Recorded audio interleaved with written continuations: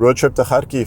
Kharkiv is one of Ukraine's largest cities. It is in the east of the country, right next to the front line. Real estate prices have collapsed. And I'm going to pick up Johnny here in Kyiv. We're going to drive to Kharkiv about 6 hours, stay there overnight. And we have a bunch of real estate viewings lined up because, prices have collapsed. And Johnny is potentially interested in investing in further real estate there. So I'm very curious. I'm interested. We're going to see if there are interesting opportunities or not. So let's go. Road trip. All right, good morning, Johnny. Morning, how you doing? Let's do this. Going to Kharkiv. Road trip to Kharkiv. Road trip. Right. Let's do it. Man, you travel light. I know, yeah. So Johnny, this is your neighborhood, right? Poltava, my favorite neighborhood in all of Ukraine. Maybe the whole world, to be honest. I almost bought an apartment in this neighborhood before the war, actually. Well, the price would have been the same. Yeah. So actually, you wouldn't have lost anything, which is good. I mean, prices went up, actually. Have they? Yeah. Prices went up. Like 10%, not by much. So yeah, there is traffic in Kyiv. This is morning traffic. There's quite a lot of traffic. I'd say there's as much, if not even more traffic than before the war here in Kyiv.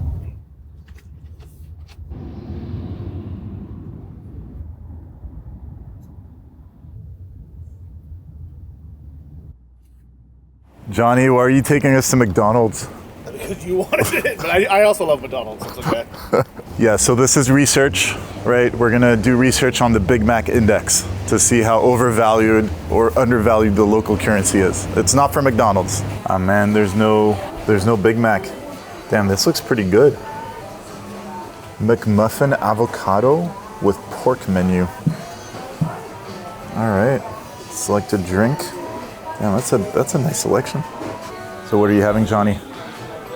What are you having? These McMuffins with avocado. Right? I didn't know that was a thing.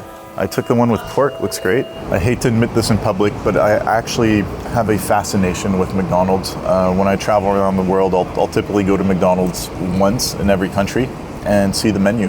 And there are big quality differences between McDonald's when you compare countries. The US, Canada, it's actually not. McDonald's is quite bad. So I understand, like, my North American audience watching right now wondering why am I in Ukraine at McDonald's? Well, it's actually in Ukraine, McDonald's is good. I'd say two countries where McDonald's actually tastes good are France and Ukraine. I mean, you just saw what, like, the breakfast we're having. The quality is really good. And it's not greasy. The quality ingredients, the restaurants are clean. And in France, they even give you these reusable plasticware. No, that's nice. Terrible. It feels like you're in prison. That's terrible. So Johnny, you've been here during the war, right? Yep, since day one. You leave in winters and you spend what, like most of the year around here? Yeah, the first year I was here, 2020, before the war started, And this was my plan originally, was to live in Ukraine most of the year and then fly to like Turkey, for like when it starts getting cold, just for like a week or two, come back, spend Christmas, maybe go to Egypt or Red Sea or something for like a week, get warm, come back, and just kind of do the little trips here and there. We had a great airport. It was very, like, Kyiv is such an amazing location. If you guys look at the map, it really is the center of all of Europe, including all the places you think of in Western Europe, like Italy and stuff like that, but also to Georgia, to all these different countries that I wanted to explore, which I haven't been to. And even to Asia. To Asia too, yeah. Kyiv was a hub, actually. Yeah, that was the plan, and that's what I did the first year before the war. When it started, I actually decided to stay the first winter here as kind of in solidarity, but it was terrible. No electricity, it was bombing, no water sometimes. And after that I said, okay, every winter I'm getting out of here. I'm not helping anyone. I already showed what it's like. If people didn't respond then, they're not gonna magically respond later. Every winter since then, and actually probably, for the last 10 years or so, I've been going to Thailand. Even when I lived in California, I didn't like the winters. So here, it was minus 20, so I definitely wanted to get out.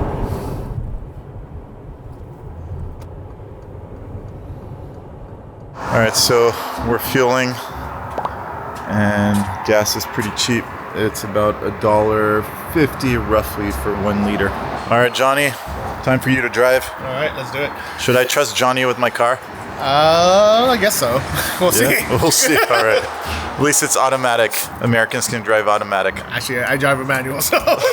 My Balkan suitcase out of the way. Look at Johnny's man purse. Beautiful. Classy. Oh, and it goes with the Balkan Adidas pants. Yeah. All right. How do I start this car? I have no idea. You should come to Montenegro sometime. All right. Johnny seems to know what he's doing. I hope so. I haven't driven a car in a while, actually. Just been driving motorcycles. So, Johnny, you've been quite active in the whole Ukraine support space. You've received some awards and all that. Yeah, actually, I just got a really nice certificate of recognition from the presidential brigade the other day, and it's crazy because I was telling him that I was really appreciative of this certificate because the first 2 years of the war I was doing a lot of volunteering. I wasn't documenting a lot of it, at least not so actively. Not everyone watches the long form YouTube videos, and a lot of stuff I did off camera, and I just never got any of these certificates for it. But as I hope the war is ending soon, it'd be a nice souvenir in the future. So have you met a lot of Western volunteers or mercenaries, or I don't know who came here to fight? I met a ton of Westerners, because I'm Western, and normally they'll hit me up to connect or we'll meet somewhere. Ironically, when you see each other on the street, you don't really talk to each other because you don't know who each other are, especially now. But as far as the word mercenary, you can argue maybe some poor people from Colombia or something come mostly for the money. But in reality, if someone only cared about fighting for money, they would fight for Russia because Russia pays a lot more. Oh yeah, what's the difference? In Russia, you get a sign-up bonus of about anywhere between $20,000 to even up to, I heard, $50,000, which is a nice chunk of change. Plus the monthly salary is, I think it's $3,000 or $4,000, and it changes all the time. So don't quote me on this. And it depends on the region, depends on your unit, depends how many days you are on the front versus somewhere else. Your experience. But in Ukraine, no sign-up bonus, and you get $1,200 or something, plus another $1,500 for combat pay, plus. They're notorious for being slow at paying people. So nobody here, no foreigner is doing it for the money, because if they wanted money, they would fight for Russia. And Russia, if you join the Russian army as a volunteer, after 1 year of service, you get citizenship. While Ukraine, I was speaking to my lawyer earlier this week. He was saying Ukraine gives citizenship after 6 months of fighting now. I think they might have just changed that. I don't know about the 6 month rule, but it used to be 2 years or something. It was a lot harder before, but now they really want to just recognize and appreciate people, because I remember the first 2-3 years of the war, I had friends who were having trouble with their visa, even though they were here literally volunteering or literally fighting. Really? They were fighting and had visa issues? Yeah, I think while you're actively fighting, it's fine. But the thing is, let's say you get injured, or let's say after a year you take a rotation, you take time off, then you're kind of screwed, because then you're well, what are you doing here? And you don't have the residency.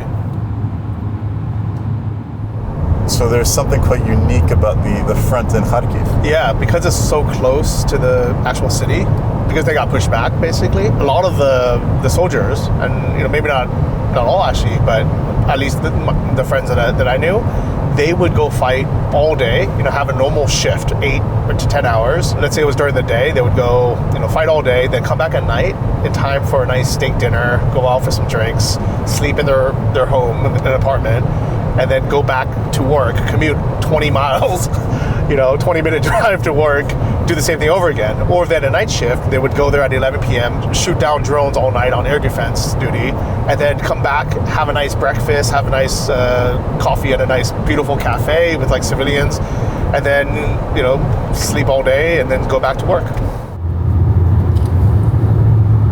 All right, we are in Poltava. Poltava! I see the McDonald's arches down there. Johnny, are you going to take us to McDonald's again? I'm taking us to the left into the town center and have some real Ukrainian food, Poltava food. All right. So holushki. So it looks like we just got off at the market and their generators are all on. So power, I don't know, there's probably a power cut right now.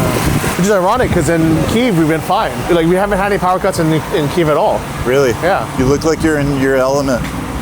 Oh yeah, do I look like I match it? You look like you belong in the market. Oh, yeah.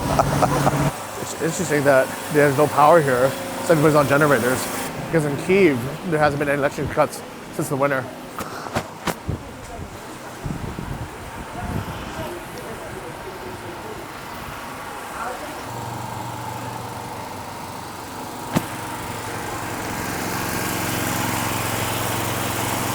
So Johnny, the GPS is not working anymore? No, maybe there's an air alarm or an air attack. Yeah. In Kharkiv, we're not gonna have any GPS the whole time we're there, just let you know. Oh really? Yeah. No GPS in Kharkiv?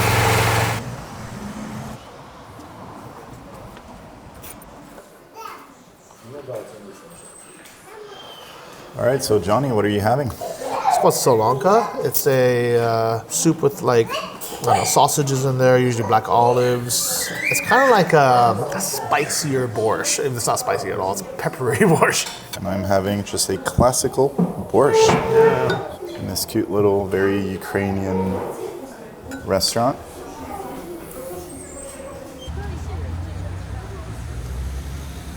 So I wake up from a little nap and then I see that we're driving quite fast and then I check. It's like Johnny's casually driving my car at 160 kilometers on the highway.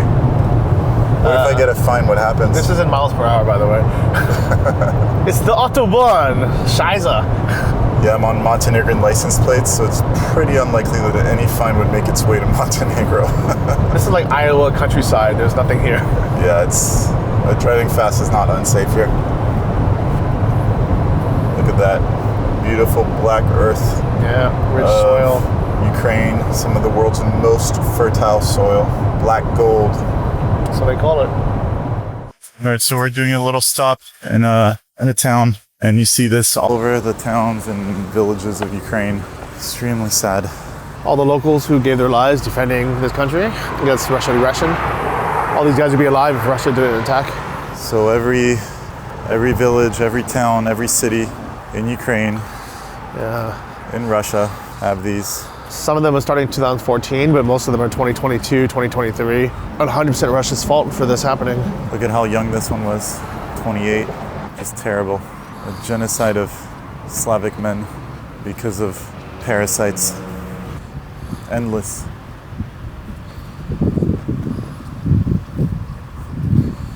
Yeah, war is not just headlines and shorts on TikTok and Instagram. There's another air alarm happening as well. Probably some drones or something. But yeah, look at this one, 20.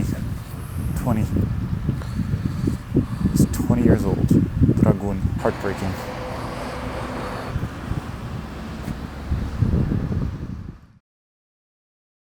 So Johnny, how does it feel to be back to Kharkiv? I don't know yet. It hasn't really kicked in, but it looks very normal for now. It looks like a beautiful day. I love this city.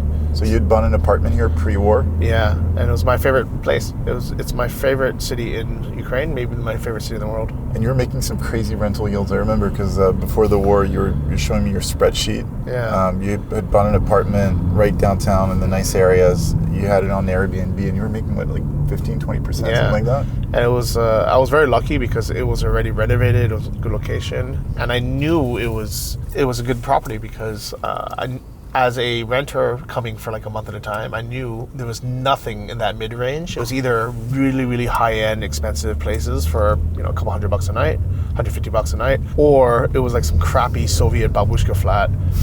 And I knew that if I had something in the middle between like the $35 to $45 a night range, it would just book out instantly, and it did. It was always booked. And now your apartment is rented out long term, but the long term rental market has crashed because so many people have left Kharkiv. Yeah, so I'm renting it out for $300 a month, and I bought it for $37,000. So actually, my yields are still pretty decent. They're still 8%, 7-8%. Yeah. For during a war in a hot zone, that's actually pretty good. Gosh, was that cheap? Yeah. Renovated for $36,000. I got a really good deal. I got lucky. That's ridiculous. One of the reasons why nobody wanted it was a first floor apartment, and in Ukraine, people hate the bottom floor and the top floor. There's a beautiful church on the left. Stunning. Look at this, McDonald's is shut down there. Too hot for McDonald's.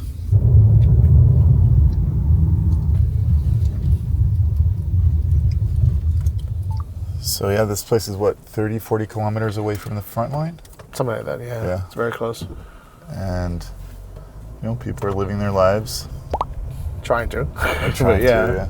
But it looks pretty normal, except for the boarded up buildings, occasional damage. But in general, you know, things are going well. There's traffic. Yeah. Beautiful. Look at how beautiful it is here. Look at this. Look at these churches. Stunning. It's a stunning city, right? Look at this architecture. Could be in Moscow. Man, what a beautiful city. Yeah, I know. This is why I love it here so much. It's an amazing city. They're protecting the statue. The statue. This thermometer is like a very famous piece of the city. And here's the main streets, Sumskaya. Some of these streets have been renamed recently, so I actually don't know if they're called anymore. There used to be Pushkinskaya, Sumskaya as the main ones. This is their ugly, not opera house, it's like the culture center. And to me, this is the center. This is the mirror stream. Like this is the fountain, the church.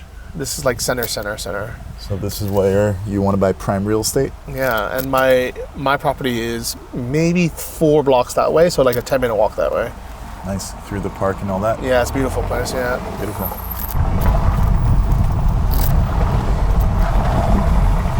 Wow, look at this here. Terrible. Look here on the right, yeah. Oof. Yeah, so you think you're buying a good deal?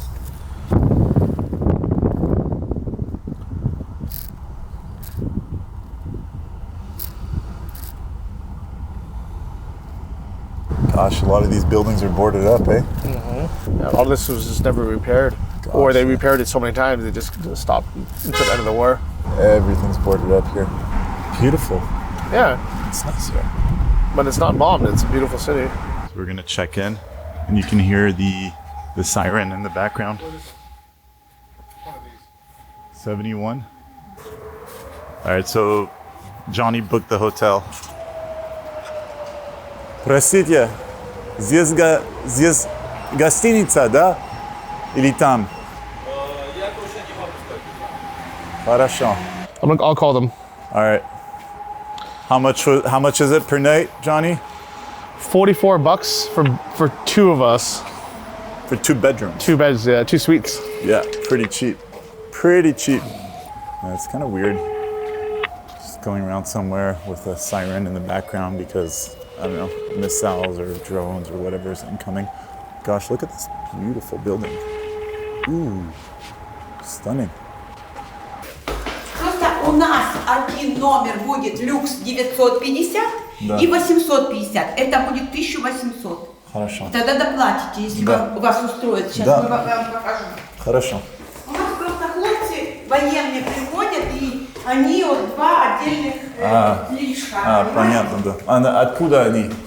Как откуда? С Украины. Из Украины, да. Иностранцы есть? Військовые, военные. Иностранцы есть тоже? И иностранцы есть, да, тут я убираю. Тут вот номер, видите, вот. Тут я убираю, потому что люди выехали. Да. Да. Okay. I mean, that's yours, man. That's the double bed. I'll take the 2 singles, it's fine. Are you sure? Yeah. Увидели двухспальную кровать? You're single, I'm not. Это люкс. Люкс. Ну вот и такой. Okay, you take luxury. This is Вот for you. такой. Да. Okay. Oh, cool, that's nice. Okay, cool. Okay. All right, so this is my bedroom, $18. They had only 2 bedrooms left, 1 deluxe and 1 with 2 single beds. As the married man that I am, I got the 2 single beds. And this the bachelor, the JohnnyFD is. He got the deluxe room with a big double bed. Sweet place to hang out, bring people over, party. After party tonight? No. No after party, no. Not with curfew. What happened to the first room, the big suite? She was still cleaning it. You want that? I didn't want to deal with it. Yeah. I just didn't want to wait. I just want to nap now. Yeah. All right, so we're gonna do our first viewing, an apartment for $26,000. But on our way, Johnny. I saw one of Jake Bro's cars. This is the organization that I've been helping with, NAFO 69. This is the 104th from just his campaign that was donated. 250 now total, but it's cool to see them actually driving around. And actually, we just saw one fly by as well. So thank you to everyone who's donated, because these cars have been used. I mean, this is probably going back and forth to the front line probably every day. But yeah, just walking around, you see all these buildings that were damaged everywhere. Look at that, windows. Look at this beautiful architecture.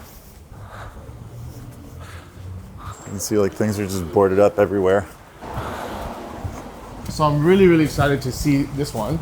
It's the cheapest of the bunch that we're gonna see. It's only $26,000, which is insane. And it's an old pre-USSR building.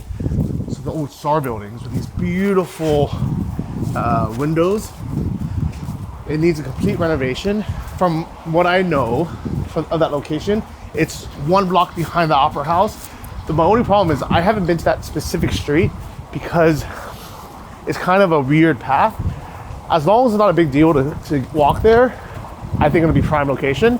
But you never know with these kind of weird side streets if things are blocked off. So let's go check it out. But let's see where we are. We are main square, main park right now, and it's just a few blocks down to the right. Yeah, beautiful. Yeah, so during wartime, they're covering up all the monuments and stuff. Yeah, beautiful park. Gosh, it's such a nice city. Yeah. Beautiful architecture. Look at this, it's stunning. Look at how nice this is. It's such a beautiful park, even during war. It's like manicured. If we had more time, I would actually just normally always walk through the park. We're just a bit late. But look at this. You can tell right here. It's just really beautifully made. So if you guys recognize this place, we are on Sumskaya, the main street. This is Shevchenko Park, on my right. These buildings you can see are all damaged, windows all blown out. One block behind. Beautiful church down there, and you can see some of the homes are boarded up there, the apartments. Probably the windows got blown up and they never fixed them down there as well. So obviously this is a high risk speculation. If the war ends and things stay as is, probably make 2-3x on your money. If Russia takes over and you hold the structure as a Westerner, your asset will be frozen and then potentially stolen in the end, or unfrozen after the end of the war, depending on what deal gets negotiated, or the asset could just be destroyed and be just a zero. So it's definitely for speculative money. All right, so little lane here, super quiet, and it's the building down there and there. All right, here's the real estate agent. Здравствуйте. Здравствуйте, я Johnny. По квартире, да? Да, квартира, да. Только эта квартира продается или другие? Две квартиры, две на да? этаже. Две на этаже, да? И ключи на две есть, да? Да, все побудет, все посмотрим. All right, so apparently there's a second apartment that's for sale. All right, so the stairs may require a little bit of maintenance.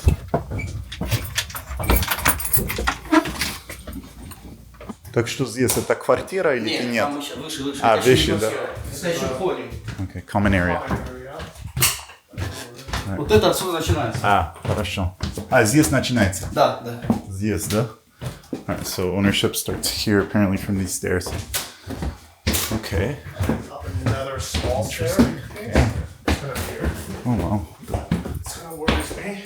Oh, man. What are we looking at here?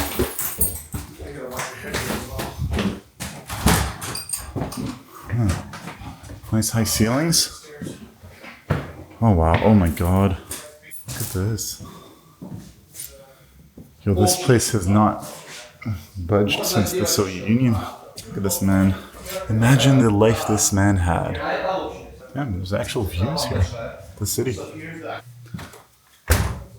Oh man, I would have to bring a static engineer, because this is all wooden.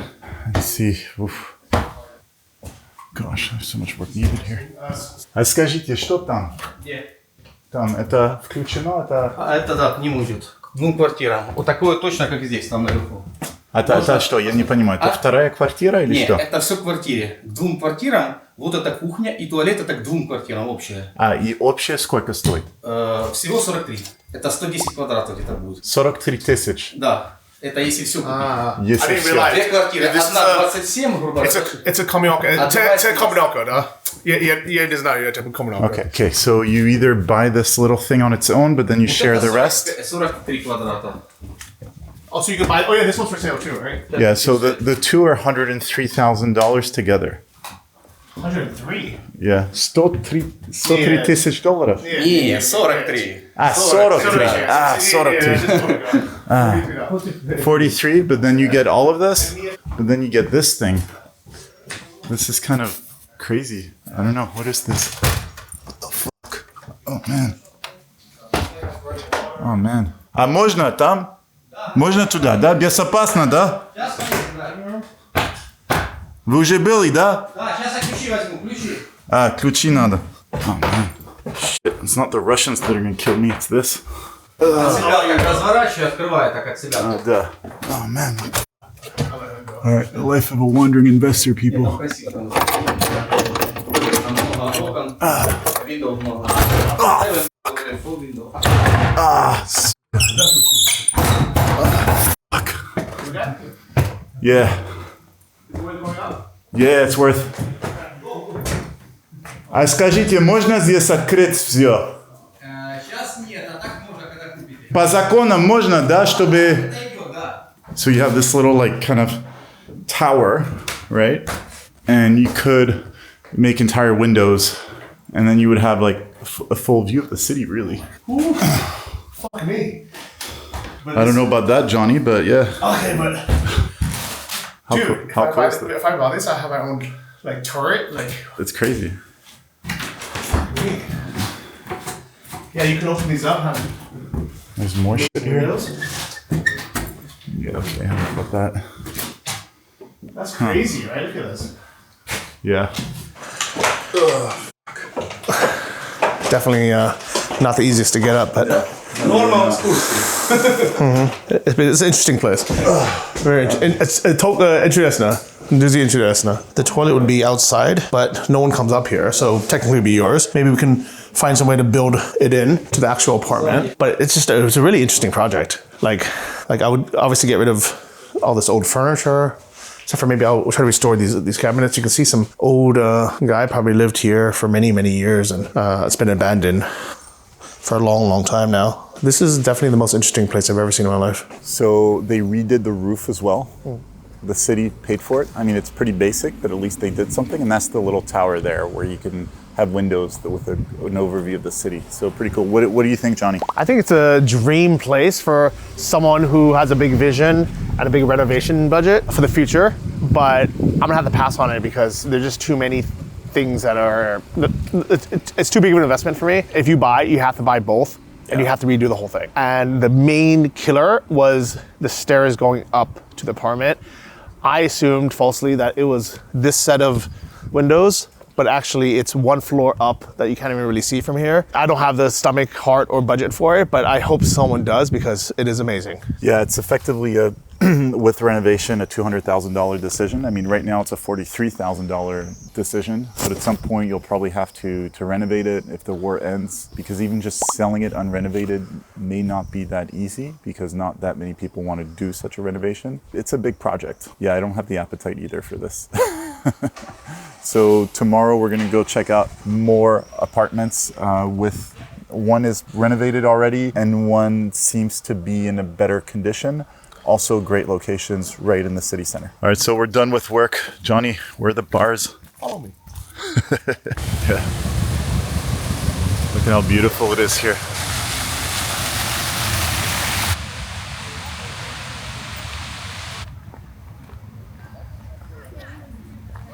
Another beautiful little square. Yeah. With another closed McDonald's there. And this is actually my metro station. Oh, yeah? On this street, Darvina. Yeah, down the street. Oh, really? Yeah. Nice. I did at least, yeah. All right, so if you want to stalk Johnny, once the war ends, you know where to find him. Yeah, maybe. At McDonald's right here. I probably will be there, to be honest.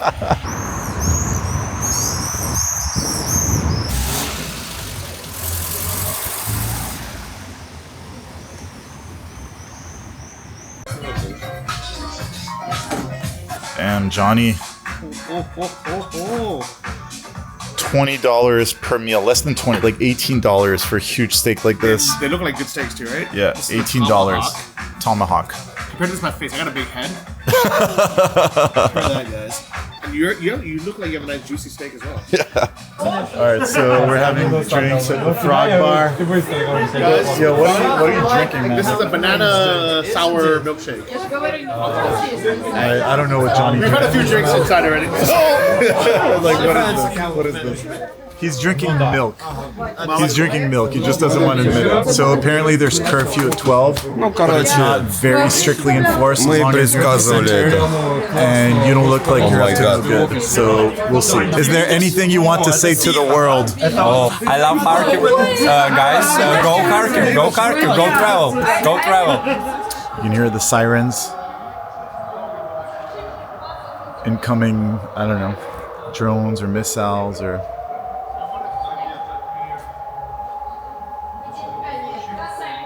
And everyone's drinking here in the back.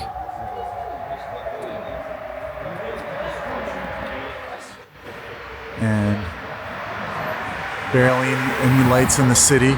Everyone's gone. All dark. Everyone's gone. Yo, so literally zero streetlights. We're in the center of the city. This is what it looks like. Nothing. No streetlights. Look, watch. If I cover this, and that car drives by, I become a guy from Nairobi. This is crazy. Oh my God. What a strange reality. What a strange reality here.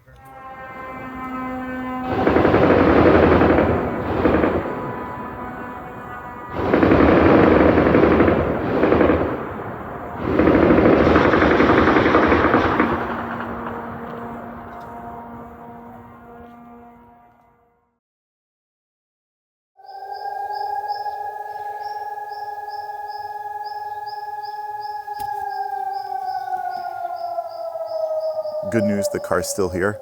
Car theft is an issue in Ukraine, but less so since the start of the war because a lot of people have actually been sent to the front. And because of the curfews and all that, it's a little harder to commit crime. So yeah, so let's get started and let's go to the first viewing. Good morning, Johnny. Good morning. How's your night? Actually, it slept pretty good. There was a lot of machine gun fire, shooting down drones when I was trying to go to bed, but after that, it slept great. Looks like you didn't change since yesterday. I changed t-shirts, so I'm okay. Only t-shirts? Yeah, and That's underwear. it? And underwear. Is that it? Yeah. Socks? Yeah, and socks actually too, yeah. I don't believe you. I really don't believe you. They were blue yesterday.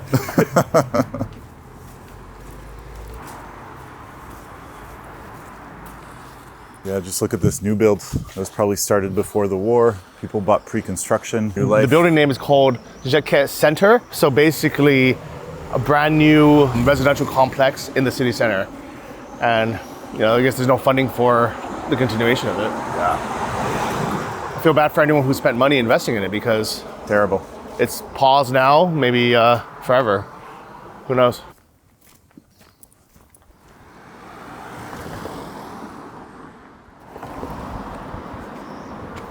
Okay, so here we are. We're gonna go check out the first apartment. So yeah, location amazing. What's your name? My name is Pavlo. Pavel. Pavlo. Mhm. Pavlo. Tak. Pavlo. Okay, cool. So how many square meters? It's 100 square meters here. For $70,000. 70, yes. Yeah. Okay. 70 Which floor? Floor, the second one. Second floor. Okay. Okay. So the entrance is through the back. We'll have to check the building from the front as well.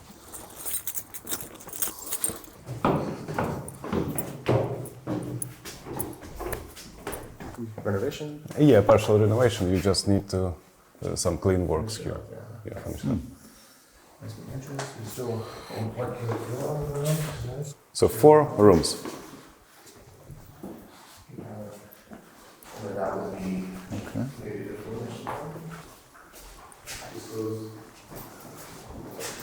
It's never really loud because there's no one left in the city. No, we have many people here. How many people lived here before the war? Before the war, it was like around 1.5 million people, but now around 400,000 people left, to Europe or maybe Western Ukraine, but many people from the occupied territories or from the territories which are in the war zone now, or from some southern regions which are occupied, they moved here. So Kharkiv is like around 1 million and a half people we have here, but there are no like Kharkiv residents. They are new Kharkiv residents here. Okay, interesting. By how much did real estate prices decrease since the beginning of the war? 2021 was like 100%. Now it's like 70%. Okay. So 30% went up. 30%. And prices were just starting to pick up again after years of stagnation. And have prices started picking up, or is it still flat? How's the market doing right now? It went really well after the Kharkiv counteroffensive operation. This time prices were like on the absolute floor. Now they are upped a little bit. Then the market went this work and prices just calibrated. But now with some programs like some certificates for the damaged buildings on the occupied territories or for the territories in the war zone, our government and our state, Ukraine, just pays with certificates for the damaged buildings for the owners. So people may buy something without any money, with just the certificates. So these programs just maintain our market, and we have pretty much stable. Do you have a lot of foreign buyers? Foreign, no. No foreign buyers. I like foreigners, and I like to work with you guys, but fortunately we don't have so many investors as before the war. Okay, so Pavlo's WhatsApp number in the description below. Thank you very much.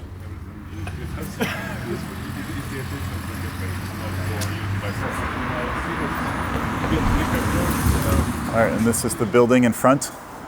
So yeah, pretty standard Soviet, but yeah, great location, amazing location. So Johnny, as a Kharkiv real estate expert, what's your take on this apartment? Location-wise, it's actually my favorite livable location. The one we're going to go look at next is technically the better tourist location. It's right across from the main square, but here it's between the two main streets, so not far from either the metro and also right next to a supermarket. So it's actually livable. All the restaurants, all the bars, the clubs, everything's around here. Everything's within a short walk. It's not directly next to it, which I actually prefer if you want to live somewhere. But maybe it won't be as good for Airbnb or rentals because people might not understand that. They'd rather be right on the main street, right next to the square. But for someone who actually would want to live here, this is my pick. Yeah, so if you're feeling positive about Kharkiv and the speculation, I think this would be a very good purchase. Very decent. If this is what you want to speculate on. You can see what's nearby and why it's a risk and why everything's not expensive right now. Yeah, this building got bombed. All the windows have been shattered. Yeah. Everywhere. This is this is not your everyday investment thesis for sure. Yeah, look at this park, how pretty. It's calm, people walking. Look at how well maintained it is. Look at the maintenance here. Look, in the middle of war, the park is perfectly manicured. So yeah, this park is amazing. And it is, literally a 5-minute walk from the place we just saw. And the apartment we're gonna go see now has a view right on this park. Stunning. It's huge. We've been walking around here for 10 minutes, no end in sight. Beautiful. Look at this, in the middle of the park, a free bathroom. Clean and nice as well. Right? If it was in Europe, they would be closed because of rape and attacks and all of that, because of people that don't belong in our countries. And if this were Canada, there would be a needle sharing program. What's this here, Johnny? This is a monument to the children who were lost during the war, during one of the Russian attacks. Actually, I'm impressed that they've kept this so nice, because I'm sure when I first came 2 years ago, when people started bringing stuffed animals, that was 2 years ago, and it survived a few winters, so this is all new. So people must be coming every time there's an attack, putting new all the names, teddy bears, putting new flowers. Look at the ages, all young children. And I'm sure there are equivalent monuments on the Russian side as well. Just terrible, terrible. Just a reminder, you know, it's all fun and games to go check out real estate, but this war is very real. Aside from the children that were killed, there's a lot of displaced children in Russia. A lot of them were actually forcefully adopted into Russian families. And it's really sad because you hear about this in ancient history where they'll the winning force will take children and then brainwash them to then fight against them in the future. And imagine that, like being kidnapped from Eastern Ukraine, being taught that your parents were Nazis and they liberated you, and then training you to fight the next war against them. I think it's terrible.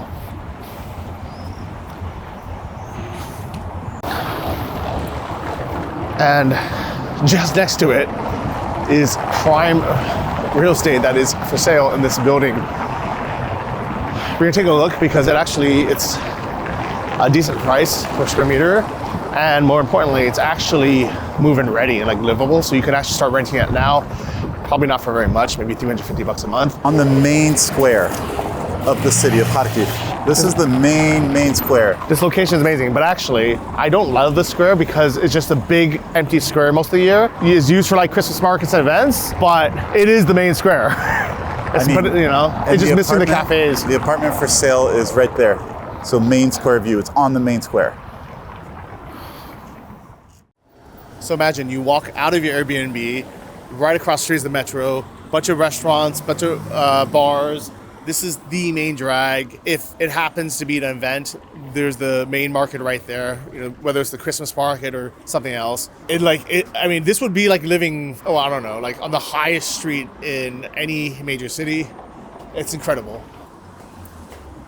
Этаж как... Ну, не важно.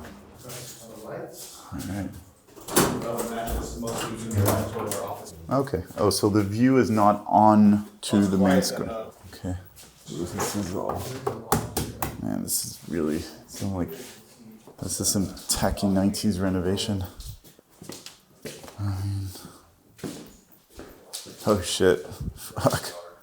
Alright, yeah. Got bombed. Okay guys, this is where my lawyer would tell me to add the disclaimers. This is not an invitation to invest. Invest at your own risk. This area does get bombed on a regular basis.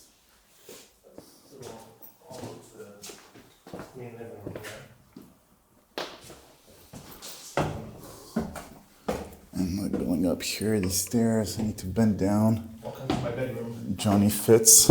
I don't.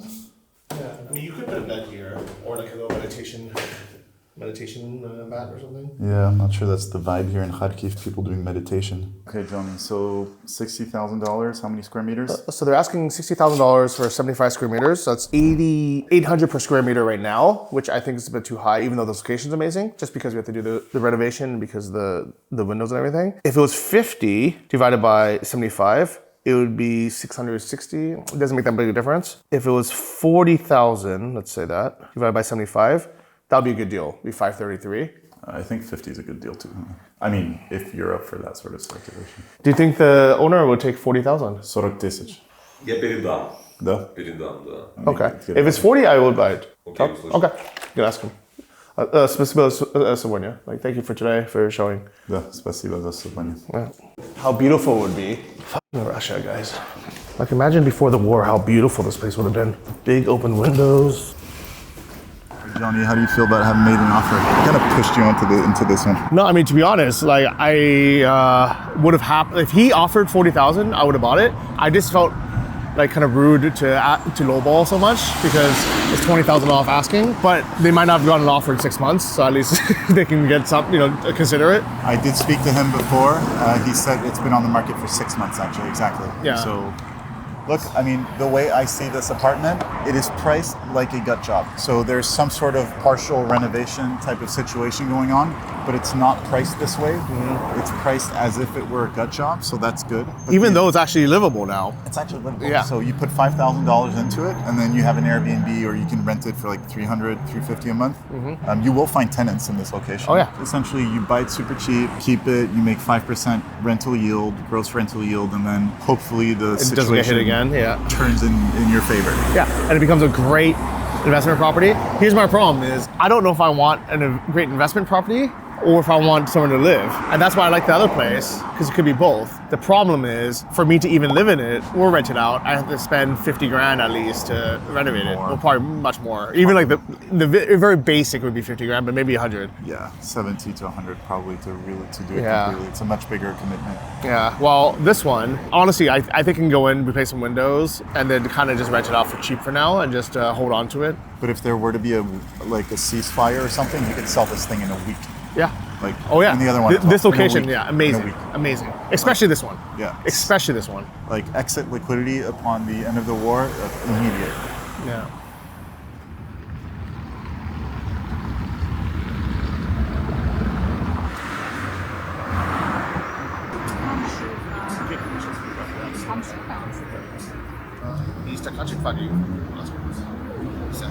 So Johnny, what are your concluding remarks? You know, I'm really glad we came. I'm glad you kind of inspired me to come here. I have been looking at those 3 properties online. We're actually daydreaming about them. And in person, they're both better and worse than I expected. Being here reminds me of how high risk it is Yeah. being here, but also that, you know, it still survives and people are still going about their days. We're sitting in this beautiful square, people having breakfast. But as a reminder, everything's boarded up. Everything around is boarded up. Yeah. There's literally. I mean, Kharkiv is literally the city of contrasts, the people of contrasts. They're strong, but even they can only survive so much, right? There's not that much air defense here. There's not that much help as there is in like Kyiv or Lviv. So, and they're so close to the front. And I also doubt the population figures. I think there are a lot less people living here Oh yeah, 100%. than what people say. Yeah, I mean, it used to be, 1.3, 1.5 million. I would venture it's 500,000 now, maybe less. It feels empty. Yeah, So but at the people same that are time, saying people yeah. are registered here, like they just never unregistered or Yeah. deregistered. That's it. Yeah, a lot of people either left the country or moved to Vinica. They moved to Vinica because it's a cheaper place that's relatively safe. It's west of Kyiv. Even if the war were to end, will the people come back? What sort of people will come back? If Russia takes over, who would move here? A lot of question marks. I mean, it's not even guaranteed it would do 2, 3x. I think it would for prime real estate, just because of the speculative nature of the end of a war and just FDI flowing in from wherever. But look, it's definitely high risk speculation. Yeah, good. Johnny does a lot of content on Ukraine, including Ukraine real estate. There's a link to his YouTube channel below. And if you're looking for residency in Ukraine, which you can obtain by investing in real estate, $100,000 in real estate locally gets you immediate permanent residency. And there's a whole bunch of ways you can get permanent residency here in Ukraine. For example, just by being an IT professional and coming here once, you can get permanent residency for life. If you are a descendant of Ukrainians, then you can also get your citizenship by descent without being conscripted. So that there are many ways to obtain residency. So in the link below, you can also find all the ways to obtain residency and Ukrainian citizenship by descent. Johnny, thank you. Yeah, you're welcome. And I hope for a bright future and a peaceful future here in Ukraine for all the people here. Yeah, and let's keep all the people in the deceased and the living and the soldiers and their families in our prayers.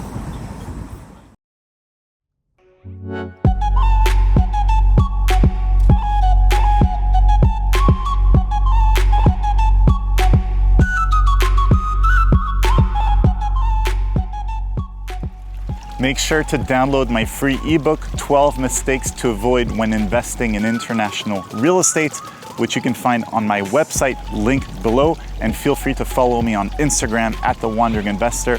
I look forward to hearing from you.